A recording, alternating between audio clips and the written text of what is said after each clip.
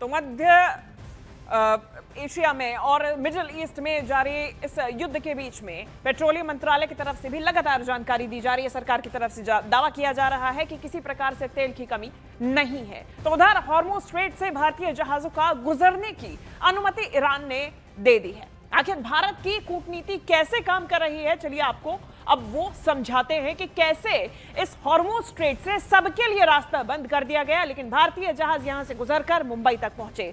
सबसे पहले शीर्ष स्तर पर सीधा संवाद किया गया। प्रधानमंत्री नरेंद्र मोदी ने ईरान के राष्ट्रपति मसूद पेजेश्कियान से फोन पर बात की। भारतीय नागरिकों, जहाजों और ऊर्जा सप्लाई की सुरक्षा को भारत की सर्वोच्च प्राथमिकता बताया। इसके बाद विदेश मंत्री स्तर पर लगातार संपर्क बना रहा। विदेश मंत्री एस जयशंकर ने ईरान के विदेश मंत्री अब्बास अरागाची से कई दौर की बातचीत की फोन पर और भारतीय जहाजों, नाविकों और समुद्री व्यापार मार्गों की सुरक्षा का मुद्दा उठाया। इसकी बातचीत जारी रही।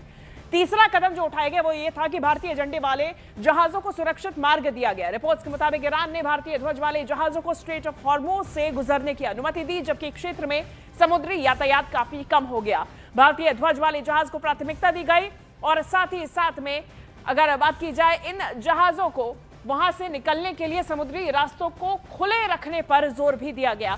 ये तमाम कदम उठाए गए, जिसके बाद ये फैसला लिया गया कि भारतीय जहाजों को वहां से गुजरने की अनुमति दी जाएगी। लेकिन ये तभी संभव हो पाया जब दोनों ही देशों के प्रमुख लोगों के बीच में बातचीत हुई है। चाबहार भारत का यूएस खाड़ी देशों से भी संपर्क लगातार बना रहा।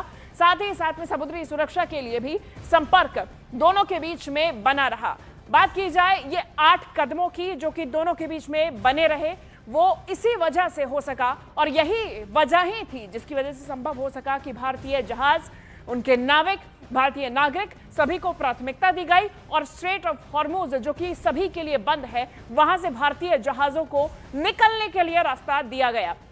ये 8 कदम थे, ये 8 कूटनीतिक कदम थे जो कि भारत की तरफ से उठाए गए, जिसके चलते भारतीय जहाजों को यहां से गुजरने की अनुमति मिली।